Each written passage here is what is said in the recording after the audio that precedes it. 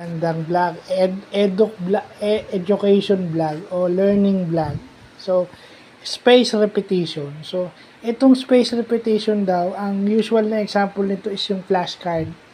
So, habang pahirap ng pahirap, yung mga mahihirap na flashcard yung pinapakita. And then yung madadali, yun ang inilalagay sa ilalim. So, ini-emphasize nito yung psychological spacing effect. Ini-improve ng, pag may space daw yung learning, nag-i-improve yung learning rate ng isang tao. Kesa yung sa isang bugso, ipapasok mo lahat sa utak niya. Okay? It improves learning rate kung may interval yung ipapasok mong concept o yung ipapasok mong learning sa isang bata o sa isang tao. Sa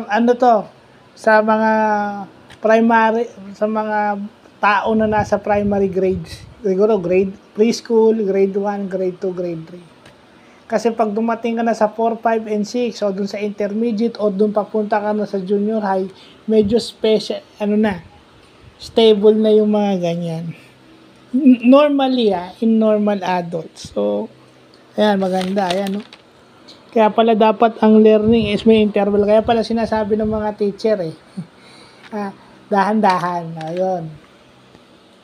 So, yan, kahit saan naman yan, pero mas emphasis yan din sa